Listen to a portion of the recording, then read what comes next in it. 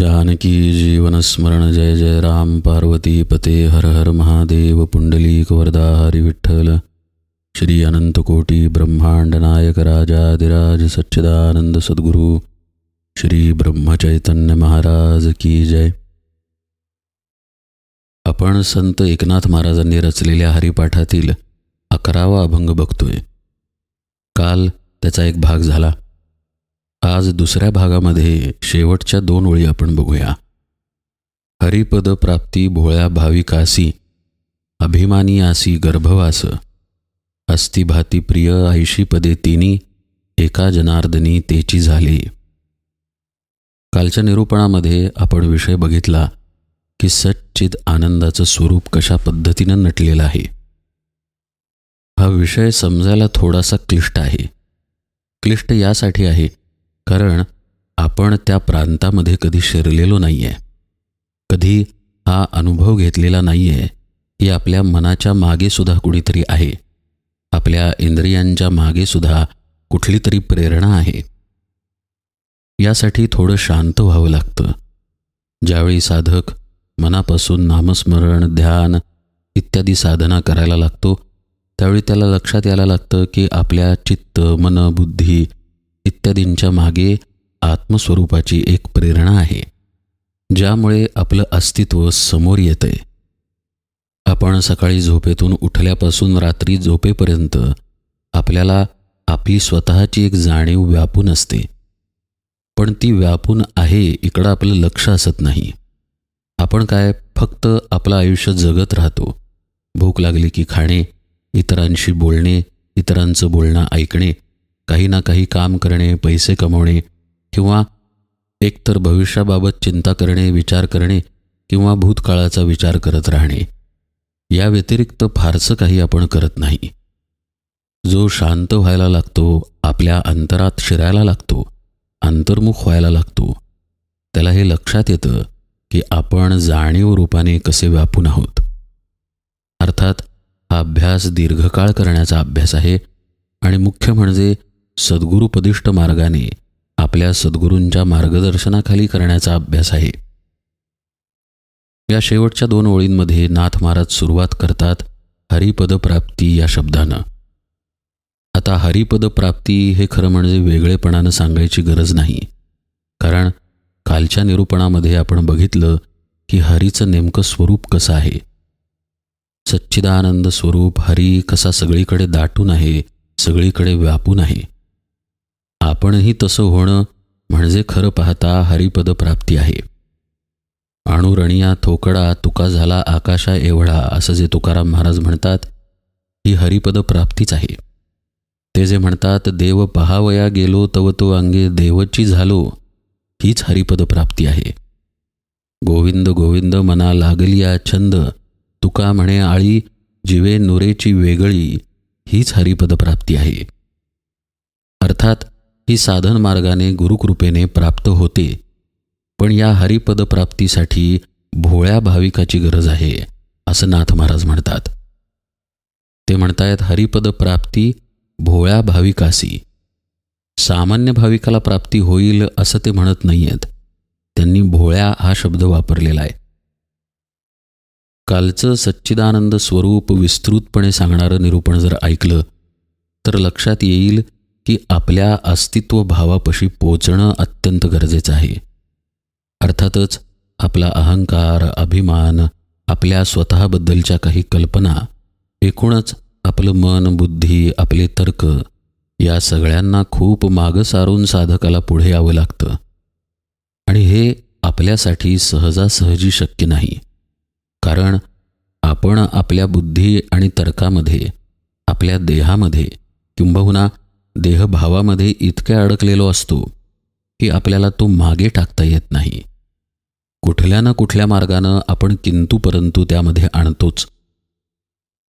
गोंदवलेकर महाराजांच्या चरित्रातली एक गोष्ट सांगतो. ते जेव्हा तुकामाईंच्या इकडे सेवेसाठी होते तेव्हा एक दिवस तुकामाई त्यांना म्हणाले, झाडावर चढ. महाराज झाडावर चढले. तुकामाई म्हणाले, पानं तोड.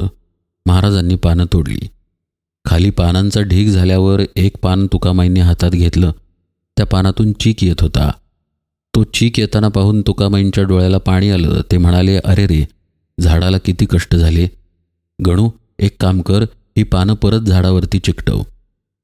महाराज परत खाली उतरले. एक एक पान त्यांनी घ्यावं आणि झाडावर चिकटवावं. ते पान झाडाला चिकटलं की नाही हा विषय इथे नाही आहे. झाडावरची पानं तोड म्हणल्यावर तोडली, ती पुन्हा चिकटव म्हणल्यावर चिकटवली. श्री महाराजांनी आपली बुद्धी, आपलं मन, आपला तर्क हे काहीही गुरुसेवेच्या आड येऊ दिलं नाही. असं घडणं शिष्याचं फार महत्त्वाचं आहे. असं ज्याच्या बाबतीत होतं त्याला भोळा भाविक असं म्हणतात. भोळा हा शब्द फार वेगळ्या पद्धतीने मराठी बोलीभाषेत वापरला जातो. भोळा म्हणजे भोळसट, ज्याला फार काही अक्कल नाही, कशातलं काही कळत नाही. कुणीही काहीही सांगावं, त्यांनी त्यावर अंधपणे विश्वास ठेवावा आणि काहीही करत राहावं. अशा अर्थाच्या निर्बुद्ध व्यक्तीला सर्वसाधारणपणे भोळा म्हणण्याचा प्रघात आहे. पण परमार्थातील भोळा म्हणजे असा निर्विचारी, निर्बुद्ध किंवा बावळट मनुष्य नव्हे. भोळा याचा अर्थ ज्याने सद्गुरूचरणी, भगवंताच्या चरणी आपलं अस्तित्व अर्पण केलेलं आहे. आपण म्हणून जे आपलं अस्तित्व मानतो, आपला देह, आपलं मन, त्यात येणारे विचार, संकल्प, विकल्प, आपल्या बुद्धीतील तर्क, वितर्क, हे सगळं ज्यांनी सद्गुरूंच्या चरणी अर्पण केलं, भगवंताच्या इच्छेत मिसळून टाकलं, तो भोळा असतो. ब्रह्मानंद महाराज जेव्हा ब्रह्मानंद व्हायचे होते, जेव्हा ते अनंत शास्त्री म्हणून सर्वसामान्य मनुष्य होते, तेव्हा ते अलौकिक वेदविद्या संपन्न होते. फार मोठे शास्त्री पंडित होते. अनेक शास्त्रार्थ, वेद इत्यादी त्यांना पाठ होते. महाराज म्हणाले, तू जे शिकला आहेस ते सगळं सोडून ये. असं आपल्या सद्गुरूंनी सांगायचा अवकाश ब्रह्मानंदांनी त्यांची सर्व विद्या, सर्व ओळख श्री महाराजांच्या चरणी अर्पण केली. एवढंच काय, ते आजपर्यंत अनेक वादविवाद स्पर्धेमध्ये जायचे. मोठमोठ्या व्यासपीठांवरती वेद, उपनिषदे, वेदांत इत्यादींवरती बोलायला जायचे, वाद करायला जायचे. पण तेही जाणे त्यांनी सोडून दिले. मोठमोठ्या तत्त्ववेत्यांनी त्यांना निमंत्रणे दिली. त्यावर ब्रह्मानंद महाराजांनी उत्तर दिले, माझी जिव्हा मी नामाला विकली आहे. हे तर काहीच नाही. तुझं सगळं सोडून ये म्हटल्यानंतर ब्रह्मानंदांनी अंगावर वस्त्रे देखील ठेवली नाहीत. शेवटी गोंदवलेकर महाराजांनी त्यांच्याकडची वस्त्र त्यांना दिली. आणि आजही दोन्ही महापुरुषांना समाधीस्थ होऊन 100 वर्षे होऊन गेली, पण ब्रह्मानंद महाराजांच्या समाधीवर नवीन वस्त्र घातलं जात नाही. गोंदवल्यात गोंदवलेकर महाराजांच्या समाधीवर जे वस्त्र वापरलेलं आहे, ते वापरलेलं वस्त्र ब्रह्मानंदांच्या समाधीवर घालण्यासाठी येतं. अशी ही अलौकिक गुरुशिष्य जोडी आहे. मुद्दा हा की भोळेपणा म्हणजे बावळटपणा, निर्बुद्धपणा नव्हे. भोळेपणा म्हणजे अंधविश्वासीपणा नव्हे. आत्मप्राप्तीच्या आणि आपल्यामध्ये आपला देहभावच आहे, जो मन, बुद्धी, तर्क इत्यादींनी आणखीन घट्ट झालेला आहे. तो बाजूला ठेवणे म्हणजे भोळे होणे. असा जो भोळा होतो त्याला हरिपदप्राप्ती होते, असं नाथ महाराज या ओळीत सांगतायत. व्यवहारातला किंवा बोलीभाषेतला भोळा या शब्दाचा जरी थोडासा अर्थ आपण बघितला, पूर्ण नव्हे, अगदी थोडासा जरी बघितला, तरी तो अहंकार बाजूला टाकायला कसा पूरक आहे पहा. आपण एखाद्या ठिकाणी भोळेपणानं विश्वास ठेवतो, कारण आपल्या वाडवडिलांनी तसा विश्वास ठेवलेला असतो, श्रद्धा ठेवलेली असते. उदाहरणार्थ, आपल्या घरात चालत असलेले कुळाचार. आपला एक अमुक कुलदेव असतो किंवा कुलदेवी असते. आता आपण त्या कुलदेवाला प्रत्यक्षात पाहिलंय का हो? नाही. पुष्कळांकडे तर लिखित प्रमाणही नसेल की अमुकच आपला कुलदेव आहे. पण आपण त्याचं प्रेमानं, श्रद्धेनं करतो, त्याच्या दर्शनाला जातो. घरी काही पूजाविधी असतील तर त्याही आनंदानं पार पाडतो. त्यातही आपल्याला एक प्रकारची शांती, समाधान मिळतं ना. मग त्यावेळी आपण काय केलं? त्यावेळी आपला तर्क, आपली बुद्धी थोडी का होईना आपण बाजूला ठेवली. आपण काय दरवेळी जाऊन शोध घेत बसलो नाही की अमुकच कुलदेव का असेल, अमुकच कुलदेवी का असेल, त्याचा मी जरा शोध घेतो, 10 पिढ्यांपूर्वी काय होतं, 25 पिढ्यांपूर्वी काय होतं, हे आपण करत बसलो नाही. आपण फक्त विश्वास ठेवला, श्रद्धा ठेवली. परिणाम असा झाला की त्या देवतेची पूजा आपण मनोभावे केली. तो कुळाचार आपण आनंदाने आणि श्रद्धेने केला. हे घडलं सुद्धा एक प्रकारच्या भोळ्या भावामुळेच. पण परमार्थामध्ये, साधनेमध्ये भोळा कशाला नेमकं म्हणतात ते आत्ता आपण पाहिलं. या भोळ्या भावाचा आधार जर काही असेल तर तो म्हणजे पूर्णपणे समर्पण आणि पूर्णपणे शरणागती. अशी शरणागती जोपर्यंत होत नाही, असं समर्पण जोपर्यंत होत नाही, तोपर्यंत तो भोळा भाव होत नाही. भोळ्या भावाचा आणखी एक गूढार्थ आहे. भ याचा एकाक्षरी अर्थ असा होतो तेज, आणि ओळ याचा अर्थ होतो रेष. ज्याने तेजाची रेष जाणली किंवा जो तेजाच्या ओळीवरती आला तो खऱ्या अर्थानं भोळा असतो. ओळ याच्या अर्थाकडं पण थोडंसं सूक्ष्मपणे आपण पाहूया. मुंग्यांची ओळ दिसते पहा.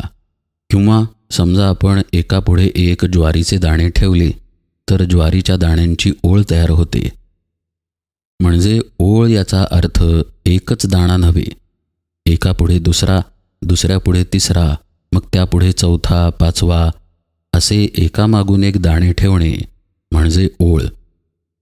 याचाच अर्थ क्रमाक्रमाने त्या मार्गावरून जाणे म्हणजे ओळ. कुठल्या मार्गावरून जायचं तर तेजाच्या मार्गावरून जायचं. तेजाच्या ओळीवरून क्रमाक्रमानं प्रवास करणं. ही तेजाची ओळ म्हणजेच सुषुम्नेची गती किंवा सुषुम्नेचा मार्ग. जो साधक चित्तामध्ये एकाग्र होऊन आपल्या मनाला विलीन करतो, आपल्या मनाचा लय करतो, त्याची गती सुषुम्नेतून वाहत असते. असा हा भोळा असतो जो सुषुम्नेच्या गतीमध्ये स्थिर असतो. अर्थातच त्याचं मन संकल्प विकल्प अशा दशेमध्ये करत नाही. तो अत्यंत शांत अवस्थेमध्ये असतो आणि या शांत अवस्थेमध्ये गुरुकृपेने त्याला आपोआप आत्मसाक्षात्कार घडून येतो. हा आत्मसाक्षात्कार होणे हीच हरिपद प्राप्ती आहे. नाथ महाराज सांगतायत की या हरिपद प्राप्तीसाठी भोळं असणं आवश्यक आहे. नुसती भक्ती करून उपयोग नाही, नुसतं देवदेव करून उपयोग नाही. कुठेतरी हा विचार पाहिजे की आपल्यात काही बदल होतोय का, आपल्यात काही सुधारणा होतीये का. पुष्कळ देवदेव करतोय, यात्रा करतोय, जप करतोय, पण अंगी असलेले अवगुण तसेच असतील, अजूनही संताप टोकाला जात असेल आणि दुसऱ्यांप्रती मत्सर हेवे दावे तसेच असतील, तर अशी भक्ती हरिपद प्राप्ती करून देऊ शकत नाही. आपण आचरत असलेल्या उपासना मार्गाचं पर्यवसान भोळ्या भक्तीमध्ये व्हायला पाहिजे. आणि म्हणून भोळ्या भक्तीचा आपण खोल जाऊन विस्तृत अर्थ बघितला. अशा भोळ्या भक्ताला हरिपद प्राप्ती लांब नाही. पण हे जो साधत नाही त्याला गर्भवास कधीही चुकत नाही, असं नाथ महाराज सांगतात. हे सांगताना ते म्हणतात, अभिमानी आसी गर्भवास. अभिमानच राहतो ना त्याच्यापाशी.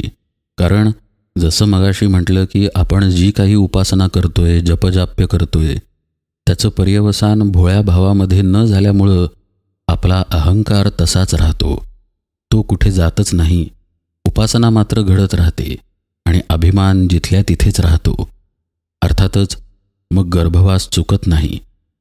कारण वासना, अभिमान आणि अहंकाराच्या पोटीत जन्म घेते. गोंदवलेकर महाराज तर वासनेलाच एके ठिकाणी अहंकार म्हणतात.